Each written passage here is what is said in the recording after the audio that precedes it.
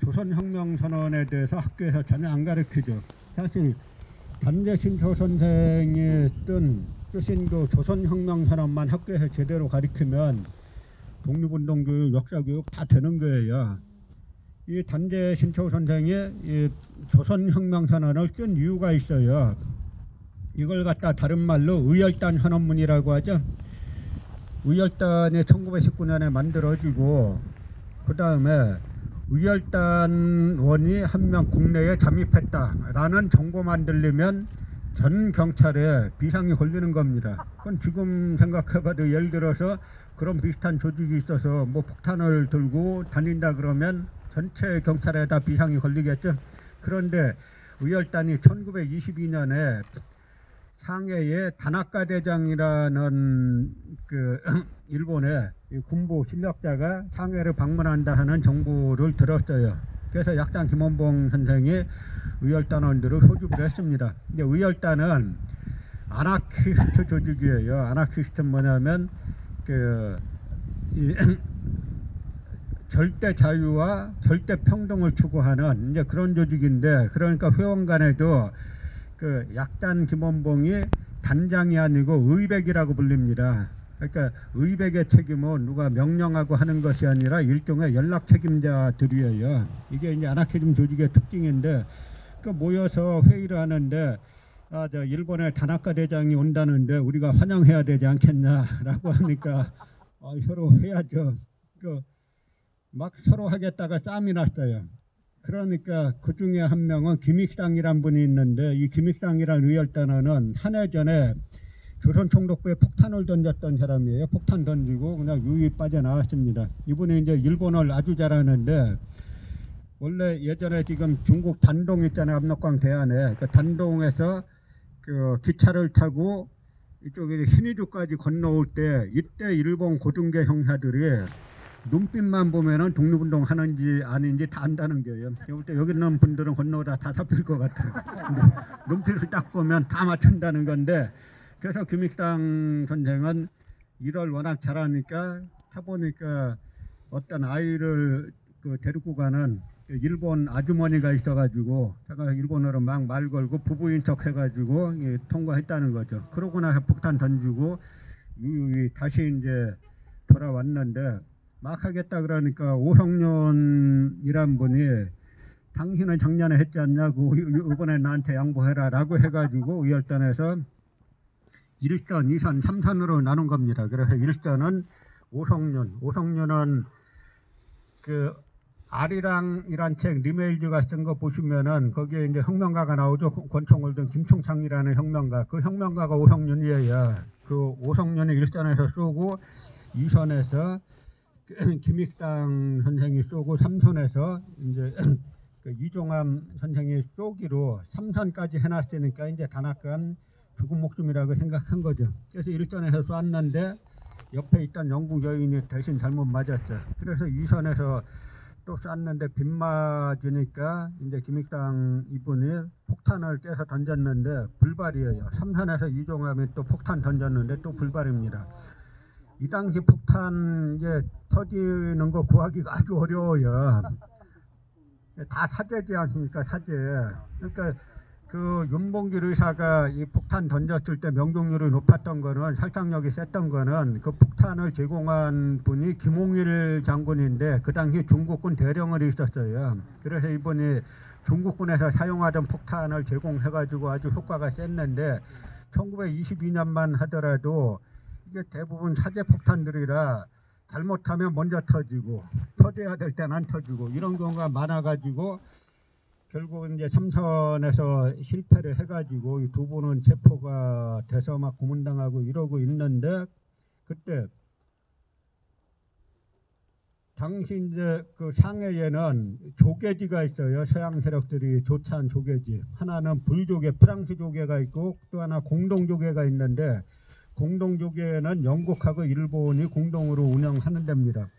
그래서 공동조계에 들어가면 무조건 잡히고, 이제 프랑스 조계는 비교적 안전지대라 상해 임시정부가 다 그쪽에 있었던 거예요. 그런데 윤봉길 의사 사건 같은 게 일어나면 뭐 그 다음에는 외교고 뭐고 물불 안 가리고 가서 체포하는 거죠. 그래서 이때 이제 평포탄에서 이런 총 쏘고 폭탄 던지고 하는 사건이 발생했으니까 미국, 영국 이쪽에서 막 한국 독립운동을 테러다 뭐다 이제 공격하기 시작합니다. 그러니까 상해에 있던 외교 독립론자들도 이 비난의 가세를 한 거예요. 우리는 저런 거 찬성 안 한다라고 하면서 천국기 하니까 김원봉 선생하고 그 당시 의열단에 유자명이라고 아나키스트가 있어요. 이 두 분이 상해로 그러니까 북경으로 올라와 가지고 단재 신초 선생을 찾아간 겁니다. 이 당시 북경에는 북경파라고 해가지고 상해에서 임시정부가 만들어질 때 처음엔 다 같이 했어요. 하다가 이승만이 미국에 위임 청원한 거 우리나라를 미국이 한 주로 만들어 달라 하니 이제 위임 청원한 사건이 발생되면서 이승만 제명운동을 했는데 그 이승만 제명운동이 안 되고 오히려 이승만이 임정의 대통령이 되니까 상해 임정을 거부하고 북경으로 간 분들이 단재 신초, 우당유영, 나중에 성균관대 세우는 심산 김창숙 선생 이런 분들이 북경으로 가서 이제 북경파를 이루고 있었죠. 그래서 김원봉과 유자명이 북경에 가서 신초 선생을 만나가지고 선생님 우리는 체포되면 다 사형당하는데 우리 목숨 걸고 싸우는데 저 입만 갖고 하는 사람들 물론 외교 독립론을 제가 폄하하는 건 아닌데 우리나라 독립운동사 쓸 때 보면은 독립운동사는 먼저 항일 무장투쟁을 먼저 써주고 그 다음에 외교 독립론 뭐 애국계몽론 이렇게 써주는 게 정상인데 우리나라는 거꾸로 됐지 않습니까? 그러니까 이제 그 단재 선생한테 우리는 체포되면 사형당하는데 아닌 게 아니라 그 당시 최수봉 선생이라든지 박지혁 선생이라든지 부산경찰서하고 밀양경찰서에 폭탄 던졌던 이분들은 상대가 죽지도 않았는데 사형당했어요. 그 정도로 일본이 의열단 총 들고 싸우는 여기에는 아주 이제 알레르기성 반응을 일으켰죠. 그건 뭐 역으로 생각해 보면 일본이 제일 무서운 게 뭐 동포여 깨어나라 하는 분들도 뭐 안 무섭진 않겠지만 직접적으로 무서운 건 총 들고 쏘고 폭탄 던지는 사람들이 가장 무섭지 않겠습니까? 그래서 의열단에서 우리의 주의 주장을 담은 선언문을 써주세요 라고 해가지고 단재 신초 선생을 모시고 상해에 와서 단재 신초 선생이 그 유명한 의열단 선언문을 쓰게 된 겁니다. 근데 의열단 선언문은 한국에서 이름만 제목만 유명하지 내용은 별로 아는 분들이 없어요. 첫 시작이 어떻게 됩니까? 강도 일본이 우리의 국호를 없이하며 우리의 정권을 빼앗으며 우리의 생존 조건의 필요성을 다 박탈하였다. 이렇게 하죠. 그러면서 결론이 뭡니까? 민중은 우리 혁명의 대본영이다. 폭력은 우리 혁명의 유일한 수단이다. 그러면서 여기에서 의열단 선언문에서 뭘 하냐면 외교 독립론, 뭐 내정 참여론, 그 다음에 자치론 이런 걸 아주 세게 비판하죠. 이 외교 독립론에 대해서 너희들이 외국 공관에 탄원서나 수십만 장 던져봐야 무슨 소용이 있느냐. 그 당시도 뭐냐면 외교로 독립하자라는 주의가 있고 그 다음에 참정권 운동이 있어요. 참정권은 뭐냐면 일본의 식민 지배를 인정하고 그 다음에 조선 내부에 자치권을 좀 얻자라고 하는 겁니다. 여기에 대해서도 또 엄청 비판하고 그 다음에 또 뭐 내지 연장주의라 그래서 당시 일본은 일본에 시행하던 메이지 헌법을 조선에는 시행 안 했어요. 그래서 우리는 지금 뭐 뉴라이트 계열의 이영훈이나 뭐 이런 사람들이 일제시대 뭐 좋았다라고 그러는데 뭐 일제시대도 뭐 친일파들은 살기가 좋았을 수가 있죠. 그러나 일반 백성들은 메이지 헌법에서 태형을 금지시켰는데 여기는 메이지 헌법의 적용 대상에서 제외함 이렇게 했어요. 그래가지고 한국 조선은 천황의 대권에 의해서 조선 총독이 통치함 이렇게 했는데 그 당시에 이 조선인에게만 태형이라는 게 있었어요. 그 당시 처음에는 헌병 통치라고 하지 않습니까? 경찰서장이 따로 있는 게 아니라 헌병대장이 경찰서장이에요. 그리고 헌병이 경찰입니다. 그러니까 그 당시에 1910년, 11년, 12년 이 무렵에 장에 가서 자칫 일본 욕 한번 했다가 그다음에 일본이라고 눈 한번 잘못 마주쳤다가 끌려가가지고 태형 맞다 죽은 사람이 엄청 많아요. 그 당시 일본인 기록으로도 한 해에 10,000명 이상씩이 태형당합니다. 그래서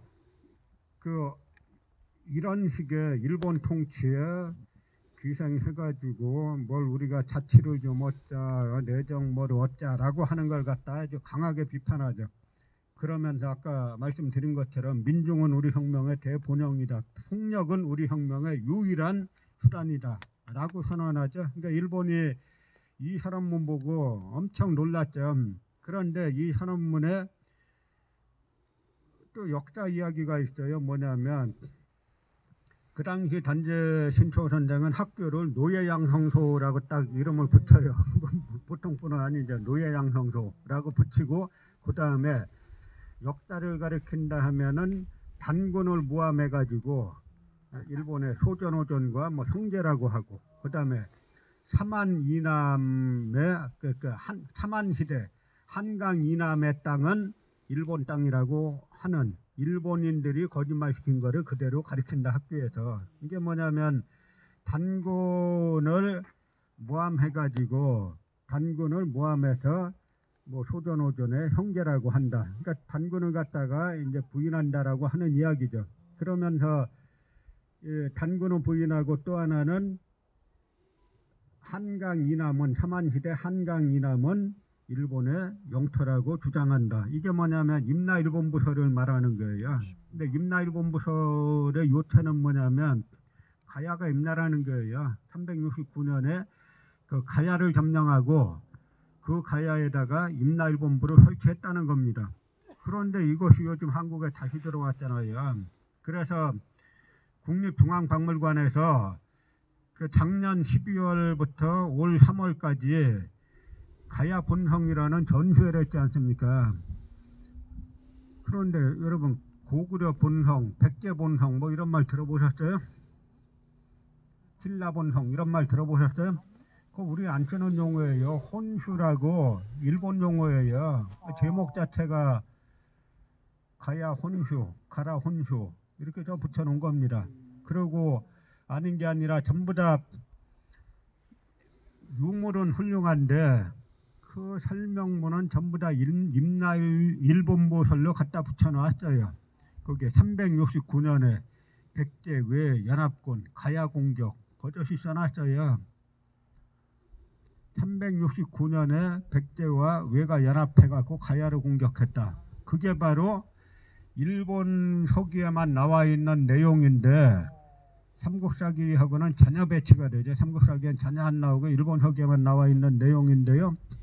369년에 그 일본 서기에는 야마도의 신공왕후가 군사를 보내가지고 신라를 공격해서 깨뜨리고 가야를 점령해가지고 임나 7국을 세웠다 이렇게 나와요. 그러고 나서는 귀수를 저 서쪽으로 돌려가지고 남만 친미 다래를 도륙해가지고 백제에게 주니까 백제의 초고왕이 이마에 땅을 대고 충성을 맹세했다. 이게 일본 서기에 나오는 이야기예요. 그러고 371년에 야마도에서 사신이 오니까 백제의 초고왕이 세자인 그 군구수와 함께 이마에 땅을 대고 야마도에서 온 세자에게 절하면서 영원한 충성을 맹세했다. 이게 일본 서기에 나와요. 그런데 삼국사기에는 어떻게 나오느냐. 삼국사기에는 369년에 백제의 군초고왕이 고구려 2만 군사를 격퇴하고 그 중에 5천을 전사시키고 한수 이남에서 대대적으로 사열을 하는데 깃발은 전부 다 황색 깃발을 썼다 이렇게 나옵니다. 황색 깃발은 황제의 깃발이에요. 그러니까 369년에 일본 서기에는 야마도 외에서 와가지고 가야를 점령해서 임나 7국을 세우고 그 다음에 남만 친미다래를 공격해서 백제에게 주니까 군초고왕이 절했다라고 나오는데 삼국사기는 그런 구절은 이런 반구도 없고 고구려를 격퇴하고 2만 군사를 격퇴하고 황제를 뜻하는 황색 깃발을 쓰면서 군사를 대대적으로 서열했다 이렇게 나와요. 또 371년에 일본 서기는 그 세자까지 데리고 땅에 엎드려 절했다 이렇게 나오는데 삼국사기에는 고구려 평양성에 쳐들어가 가지고 고구려 고구권왕을 전사시켰다 이렇게 나오죠. 둘 중에 하나 거짓말이잖아요. 그래서 제가 재판할 때 그 김영구 고려대 명예교수 그 양반을 증인 세워가지고 이 얘기 다르지 않느냐 서로 둘 중에 하나 거짓아니냐 했더니 이 양반이 재판정에서 자기는 삼국사기 삼국유사 모릅니다 이러더라고요.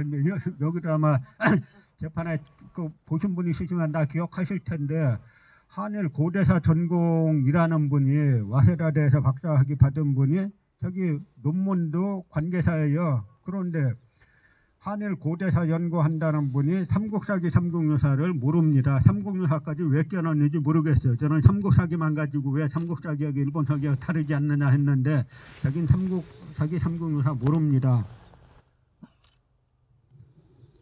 그런데 결론은 그거 보고 다 재판 끝났다라고 했는데 결론은 거꾸로 제가 유죄가 나왔었잖아요.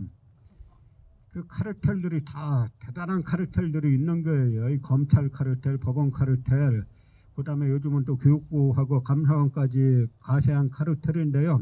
이때 369년에 이런 일이 있었냐 없었냐, 371년에 이런 일이 있었냐 없었냐, 둘이 서로가 말이 완전히 다릅니다. 그럼 둘 중 하나 거짓말이죠. 그러면 삼국사기에 나오는 얘기는 삼국사기 백제본기뿐만 아니라 고구려 본기에도 그대로 나오고 뿐만 아니라 중국의 위서와 북자에도 나와요. 그러니까 삼국사기 얘기는 진짜고 일본 서기는 자기만의 넋두리예요. 그런데 이 자기만의 넋두리가 지금 거꾸로 한국사기를 휩쓸고 있는 겁니다. 그 이유가 있어요. 1980년대 말에서 90년대 초까지 일본의 고고학자들이 지금 김해 지역의 고고학 유물하고 일본 큐슈 지역, 김해에서 바로 건너가면 그 큐슈가 나오죠. 그 큐슈 지역의 고고학 유물을 조사해 본 적이 있어요. 조사해 봤더니 일본인들이 조사했는데 일방적인 흐름으로 김해 쪽에서 저쪽으로 건너갔다. 이쪽에서 저쪽으로 건너가 가지고 정치체를 저쪽에 만들었다. 그러니까 가야계가 저쪽으로 건너가서 그 큐슈 지역에다가 정치체를 만들기 시작했다. 유적 유물을 분석해 보니까 10대 1로 많은 거예요. 역의 경우는 성립하지 않는다. 그러니까 임나일본부 설이 일본인 고고학자들에 의해서 무너진 겁니다. 유적 조사를 통해서. 그러니까 일본 고급파들이 전략 수정을 한 거예요. 어떻게 수정했냐면, 자, 한국인들을 활용하자라고 해가지고 한국의 사학과 교수들이 안식년 맞아서 오면은 막대한 연구비를 주고 대접 잘해주고, 그 다음에 대학원생들을 불러다가 장학금뿐만 아니라 생활비까지 대주는 그런 그 혜택을 가지고 한국 학생들을 꼬시기 시작했죠. 그래서 제가 대학원 다닐 때 그 90년대 초에 갑자기 일본 유학 열풍이 막 불었어요. 나중 알고 보니까 다 그런 돈 갖고 갔다 온 게 지금 그 사사카와 재단이라고 일본 그 당시 A급 전범으로 구속됐던 인물이죠.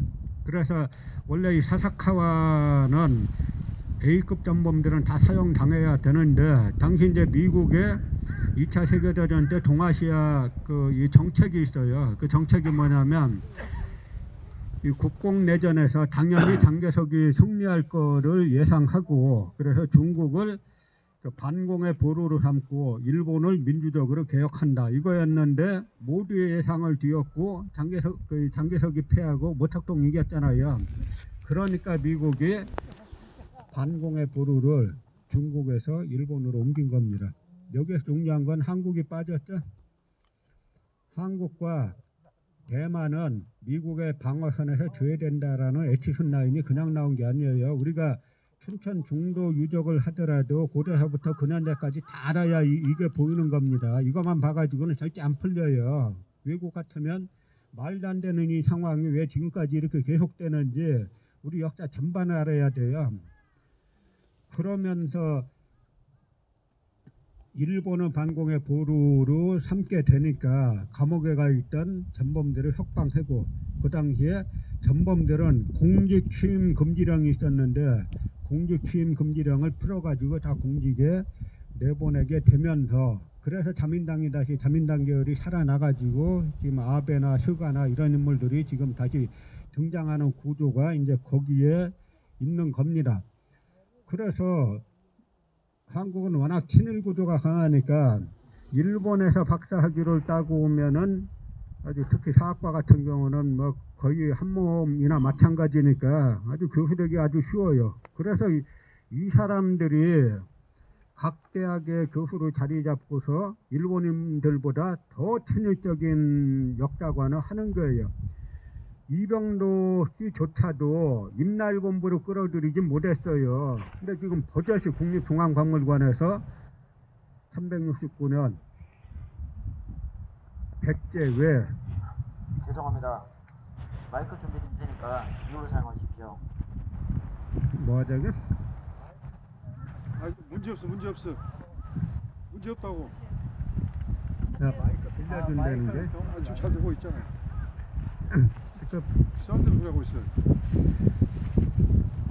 그래서 당시에 저 박물관 가보면 국립중앙박물관에서 가야 7국 이렇게 써놨어요. 여러분 가야 7국이란 말 들어보셨어요? 가야 몇 국이에요? 우리가 아는 건 가야 6국이잖아요. 금관가야가 있고, 그 삼국유사에 보면은 대가야 있고, 뭐 소가야 있고, 고령가야 있고, 뭐 벽진가야 있고 해서 그 이련은 금관가야 가락붙기를 쓰고 오가야조로 쓰잖아요. 그러니까 금관가야와 오가야가 합치면 6가야지. 그러니까 소로왕 사화도 이렇게 보면 다 그 뭡니까 금함에서 알 6개가 나오잖아요. 7개가 아니에요. 7개가 어디서 나왔냐? 다 일본 서기에서 369년에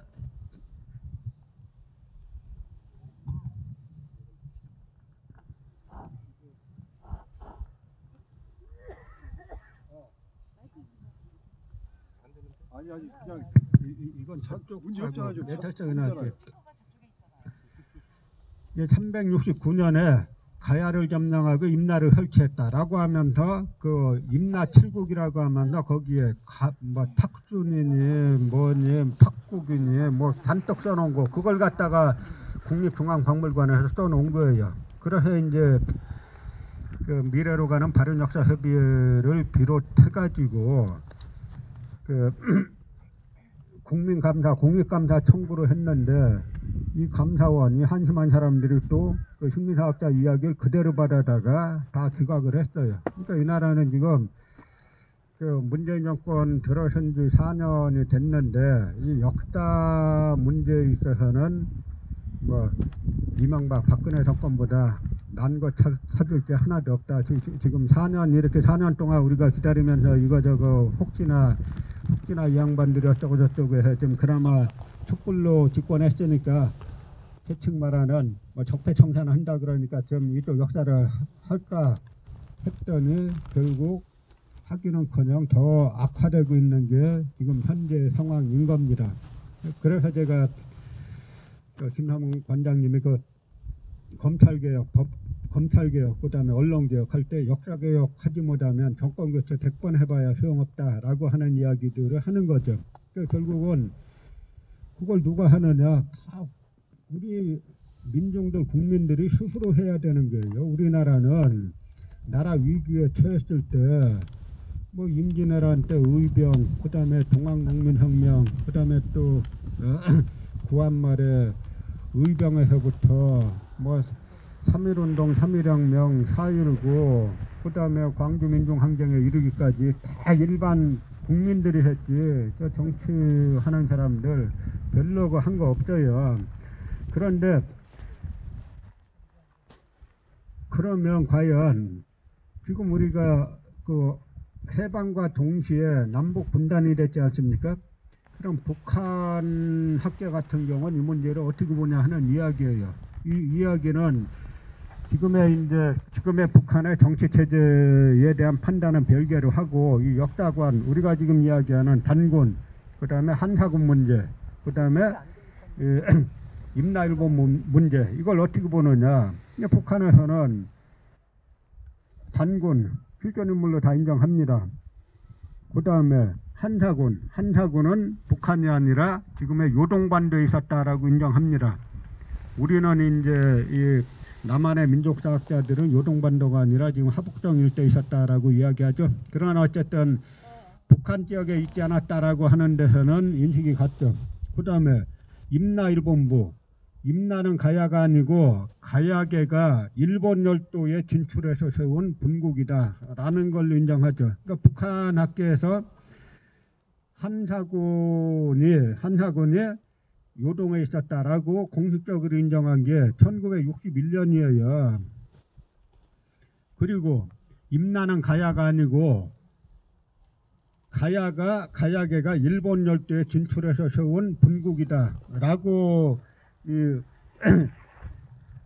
김석형이란 학자가 삼한삼국의 일본 열도 분국서를 발표한 게 1963년이에요.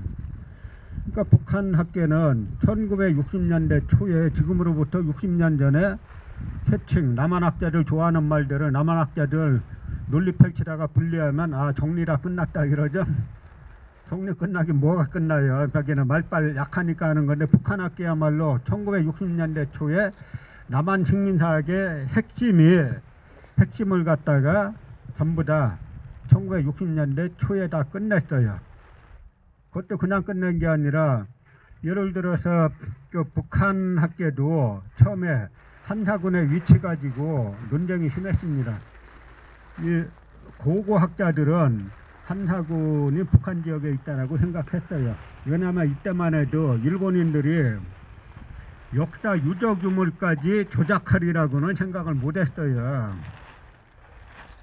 그런데 그 세키노 타다시라고, 당시 이 세키노 타다시는 신의 손입니다. 가는 곳마다 한나라 유적, 낙랑군 유적을 다 발견해요. 근데 이 양반이 짤막한 조선 고족도보에 쓴 글을 보면은 이 양반도 재밌어요. 도쿄 공대 교수인데 자기가 다 우연히 발견했다. 요것도 우연히 발견하고 요것도 우연히 발견하고 요것도 우연히 발견하고 6번이나 우연이란 말을 써놨어요. 그래서 저는 이 양반이 나름의 자존심이 있네. 그래도 위에서 시켜서 하긴 했지만 2000년 전에 유적 유물이 자기가 가는 곳마다 우연히 나타날 수는 없잖아요.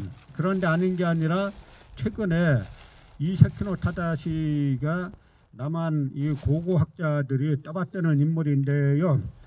최근에 세키노 타다시 일기가 또 나왔어요. 그 일기에서 뭐라고 썼냐면 이 세키노 타다시가 저 북경에 유리창가라고 있습니다. 우리의 인사동 비슷한 데인데요. 거기 가보니까 한나라 유물, 낙랑 유물이 많아가지고 마구 사들여가지고 조선총독부 박물관으로 보냈다. 일기에 그렇게 써놨어요.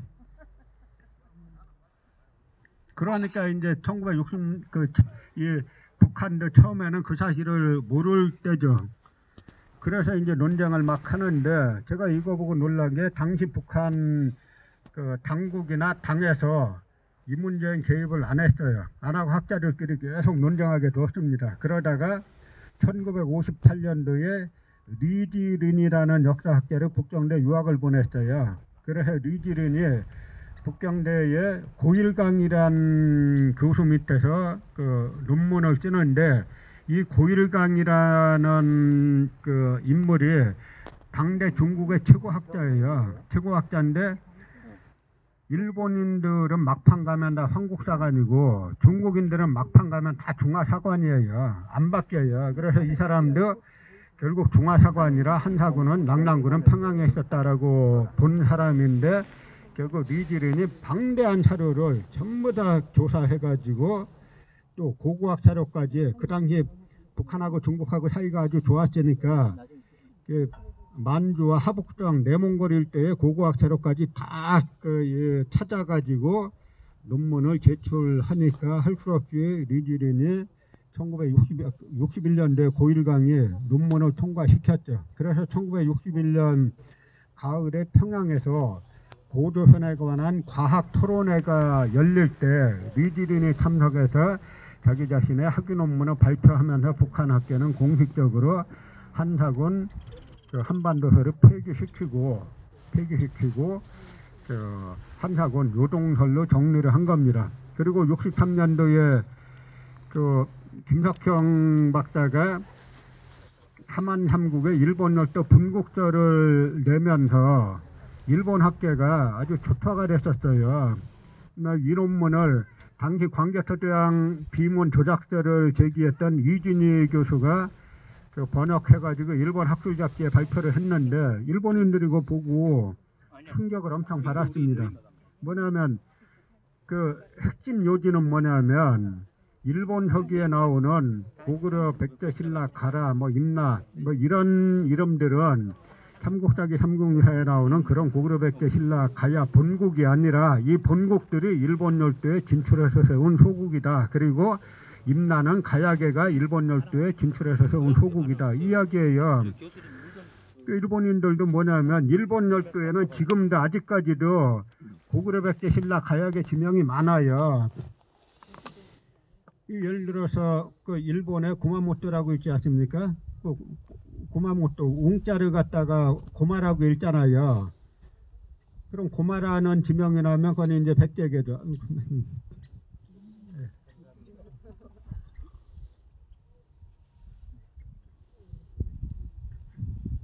그리고 구다라라는 지명이 나오면 또 백제계죠. 그리고 예를 들어서 여러분 그 일본 가셨을 때 한자로 이 흰백자에다가 나무목, 백목이라는 지명이나 이름이 있으면 그건 다 신라계 사람이에요. 그 백목을 갖다 시라기 이렇게 읽는데 신라를 또 시라기라고 읽는 거예요.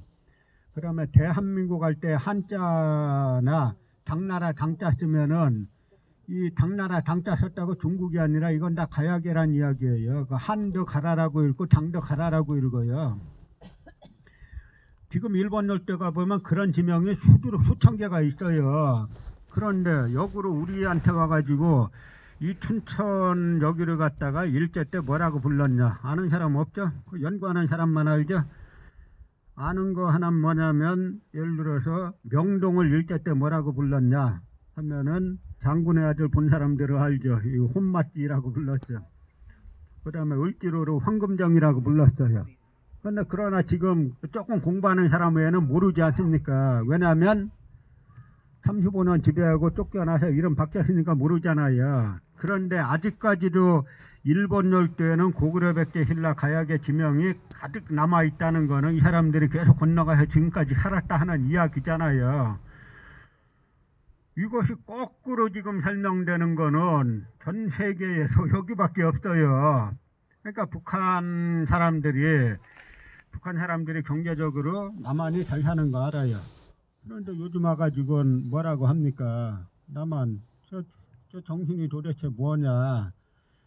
미국한테 예속된 것도 넘어가지고 다시 일본 저거 친일 저쪽에 예속돼가지고 이게 도대체 뭐 하는 거냐? 심지어는 요즘에 뭐 인재대 교수 이영식이나 이런 사람도 뭐라고까지 주장하냐면 이제 중요한 거는 일본 서기로 다시 돌아가는 거다. 공개적으로 그렇게 해요. 일본 서기는 광개토대왕이 야마도 외에 공납받았다라고 하는 책이에요. 그러니까 보면은 그냥 근데 일본 서기를 뭐 여러분 추우시니까 곧 이제 정리를 하려고 하는데요.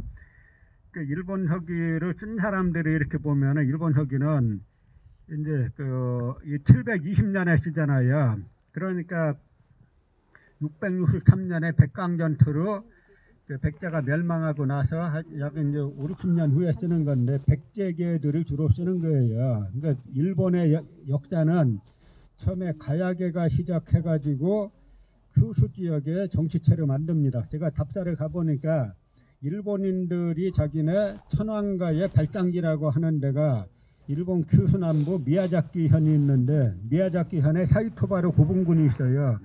사이토바르 고분군에서 나온 철모가 저 고령 경상북도 고령 지산동에서 나온 철모하고 똑같아요. 그래서 초기에는 이쪽이 이제 그 가야계가 일본 열도에 진출해가지고 시작을 했고 이것이 나라로 오사카 근처 나라로 그 나라가 일본 고대 수도잖아요. 이름 자체가 나라예요. 그냥 나라. 지금도 우리 발은 그냥 나라예요. 나라로 건너가고 나서는 백제계가 주도하는 겁니다. 그래서 일본 서기에 서명교에 보면은 당시 임금이 세상 떠났어요. 그래서 임금 세상 떠나면 시신을 빈이라고 하지 않습니까? 대빈이라고 하는데 그 시신을 뭐라고 써놨냐면 백제 대빈. 궁을 새로 졌어요. 그 궁의 이름은 백제궁. 그 옆에 절을 졌어요. 그 절의 이름이 뭐겠어요? 백제사. 그 절 옆에 흐르는 강이 있어요. 그 강 이름이 뭐겠어요? 백제천. 그러니까 일본 나라에 이렇게 천도하고 난 다음에는 그냥 백제의 후국이에요. 중국의 양서에 보면은 백제는 그 22개 담로가 있다 그러잖아요. 이 도성을 갖다 고마라고 하고 이 다스리는 곳이 22개가 있는데 중국의 군현과 같다. 그게 담로라고 하는데 그 담로 중에 하나가 일본 이제 그 야마토 외인 거죠. 그래서 나중에 663년에 그 백강전투에서 그 나당연합군과 백제부흥군하고 그다음에 그 외에서 온 지원군이 한편으로 해서 싸우다가 패배하고 난 다음에 이때 일본 서기에 뭐라고 나오냐면은 주류형이 함락됐다. 백제라는 이름은 오늘로서 끊어졌다. 우리 조상들의 무덤이 있는 그곳을 언제 다시 가볼 수 있겠느냐. 그러니까 당시 야마도의 지배층들, 천황가를 비롯한 지배층들은 백제를 자기네 조상들의 무덤이 있는 곳으로 그렇게 인식했다는 게 나와요. 근데 지금 와서 거꾸로들 이야기하는 거죠. 그러니까 백제가 패망하고 난 다음에 5, 60년 후에 이 사람들이 일본 서기를 쓰면서 상국인 황제국인 백제를 갖다 제후국으로 바꾸고 제후국인 삼국이 망했으니까 이제 우리끼리 살 수밖에 없다라고 해가지고 이 거꾸로 바꾸고 그래서 제후국이었던 담노였던 야마도 외를 갖다가 황제국으로 바꾸고 그 다음에 야마도 외는 암만 빨라야 큐슈에서 3세기 말에 시작하는데 이걸 갖다 서기전 660년에 시작하는 걸로 1000년 정도 그 시기를 연장해가지고 일본 서기라는 책을 만든 거예요. 그러니까 일본 서기라는 책은 사실도 있고 왜곡도 있고 과장도 있고 거짓말도 있는데 일본 서기 연구하려면 한국 사람들이 해야 돼요. 그 이두를 알아야 해석을 합니다. 일본 사람들은 맨날 죽었다 깨어나도 일본 서기 제대로 해석을 못해요. 만약빚도 그렇고. 근데 우린 거꾸로 이제는 우리나라가 이 정도 경제력이 되고 국력이 됐으니까 우리 저 정치하는 사람들 좀 정신 차리고 관료들 좀 정신 차리고 해가지고 이 정도 국력 가지고 진짜 우리 관점의 역사. 이건 뭐냐면 100여 년 전에 나라가 망할 위기에 처했을 때 이 유학자 다 과거 급제한 유학자들이 홍합 나철 선생 과거 장원 급제한 분이에요. 대종교 유대 교주인 무원 김교헌 선생 이분은 규장각 부제학을 한 분입니다. 규장각 부제학은 당대 최고의 학자가 하는 거예요. 이런 유학자들이 이 나라가 왜 망했나 보니까 사대주의 때문에 망했다. 중화사대주의 때문에. 중화사대주의를 걷어내보자. 걷어내니까 뭐가 보이냐. 걷어내니까 비로소 단군이 보이는구나. 그래서 이제 단군이 다시 그때 그때 만들어진 것이 아니고 원래 있던 단군이 그때 재조명되면서 삽시간에 전 국민들에게 국조로 높임을 받은 겁니다. 그래서 일제강점기 때 김규식이란 분은 일제 조서를 보면은 종교가 두 개예요. 하나는 예수교, 하나는 대종교. 서로 상호 충돌되는 게 아니에요.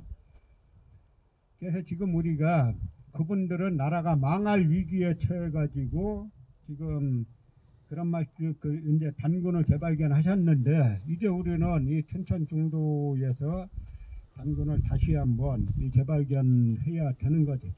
재발견이라기보다는 그분들이 발견한 단군을 갖다가 이제 전 국민들에게 각인시켜야 되는 겁니다.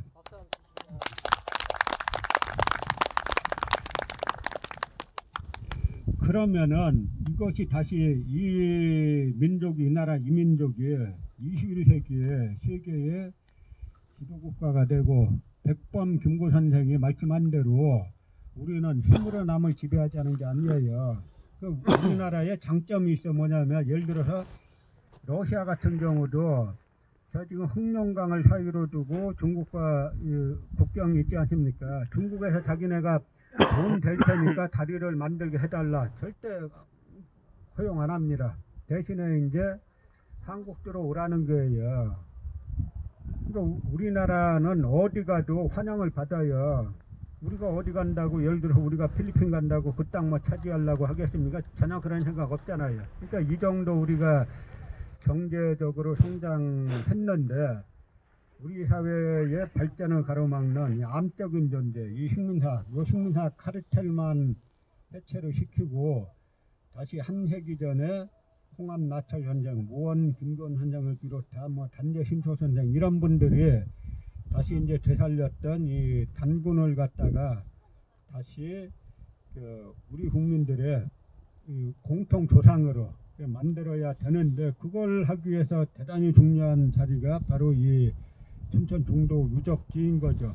이거는 레고 같은 데를 끌어들여 가지고 뭐 레고가 무슨 대단한 회사도 아니잖아요. 그 장난감 조립하는 이런 회사 끌어들여 가지고 하는 이거는 지금 우리나라 그 해방 이후에 우리나라가 그 아무런 지하자원도 없이 돈도 없이 경제적 근대화를 이루었고 그 다음에 정치적 민주화를 이루었고 이런 근현대사에 대한 또 부정이에요. 이 하는 행위들은 이거는 그 문명과 반문명의 싸움이고 역사와 반역사의 싸움입니다. 그래서 여기에 오히려 고조선 유적지를 만들어 놓으면 레고보다 지금 이 사람들이 이 강원도지사를 비롯해서 이 사람들이 너무 역사에 대해서 무식해서 그렇지 이걸 고조선 유적지를 살려놓으면 경제적으로 훨씬 더 효과가 있어요. 레고 이거 해봐야 무슨 한국이 지금 이 돈이 없어가지고 한국이 지금 돈 없는 나라가 아니잖아요. 돈 많은 나라잖아요. 충분히 우리가 마인드만 바꿔가지고 다시 이렇게 하면은 고조선 우리가 고인들 뭐 이렇게 저렇게 있는 걸 지나가지고 여기는 그야말로 체계적인 고조선 시대의 계획도시 자리 아닙니까? 이런 계획도시 자리를 되살려야 되는 거죠. 저희가 중국 답사가 보면 요즘에는 산동성 남쪽에 임기라고 있는데 거기에 독립문화박물관을 어마어마하게 크게 져놨어요. 그리고 동유적 유적들을 지금 복원하고 있어요. 중국은. 이 사람들은 중국은 원래 자기네 중화사상이 있기 때문에 막판 가면은 모든 걸 자기네 역사를 이제 포용시키죠. 그런데 우리는 지금 있는 고조선 유적도 갈아엎고 그 별 시원찮지라는 이 레고 가지고 바꾸려고 하니까 그야말로 진짜 한심한 겁니다. 그래서 앞으로는 이제는 우리가 깨어나야 되고 우리가 조직화돼야 되는 거예요. 방금 뭐 이쪽 여러 활동들 하시다 보면 이쪽 활동들 하시는 분들이 다 이제 개성들이 강한 분들이시고 하니까 서로 이제 막 이제 화합이 잘 안 되는 경우들이 있는데 뭐 그런 경우들로 되도록이면 같이 이렇게 하는 식으로 해가지고 그다음에 무엇보다도 특히 앞으로는 정치적으로 이용당하지 말고 그냥 앞으로 뭐 그 서울시장, 부산시장 선거 이때 뭐 시간이 얼마 없어가지고 어떻게 될지 모르는데 최소한 다음번 대선이라든지 국회의원 선거라든지 이런 때는 반드시 후보들 역사관 검증을 하고 그 역사관 검증에 나서게 하기 위해서는 우리가 힘이 생겨야 돼요. 그래서 다 이제 하나로 모든 이쪽을 갖다가 하나로 결집해가지고 이게 어떤 활동을 했던 그것이 자기 자신이 뭐 정당 활동을 해도 좋고 아니면 정당 활동은 안 해도 그 밖에서라도 어떤 이제 정치적인 영향력을 가질 수 있는 그런 어떤 그 모든 계기를 모아가지고 이 앞으로 정치하려는 사람들이 이쪽 역사관을 올바르게 갖고 있지 않으면은 당선되기 힘들겠다. 지금 우리에게 가장 큰 자산은 뭐냐면 자발적으로 일본 아사히 맥주가 외국산 맥주 점유율 1위 했다가 지금 사라졌잖아요. 이게 우리에게 엄청난 자산인 겁니다. 일반 국민들이 잘 몰라서 그렇죠. 이게 일반 국민들이 갖고 있는 그 부분과 연결시키기만 하면은 우리는 예전에 백범 김구 선생의 한독당하고 그 다음에 약당 김원봉 선생이었던 민주혁명당이 있어요. 이런 정당이 다 사라진 겁니다. 우리 현대사라는 거는 이승만 계열의 독립촉정 중앙회, 이것이 지금 말하자면 국민의힘이고, 그 다음에 김성수 계열의 한민당, 친일주주정당 한민당, 이게 민주당 뿌리예요. 사회주의 계열 정당은 말할 것도 없고 민족주의 애국정당도 다 사라졌어요. 이제는 우리가 그 정신을 가지고 활동을 해야 이 문제를 같이 풀리는 거라고 생각한다는 말씀을 드리면서 이만 마치겠습니다. 고맙습니다.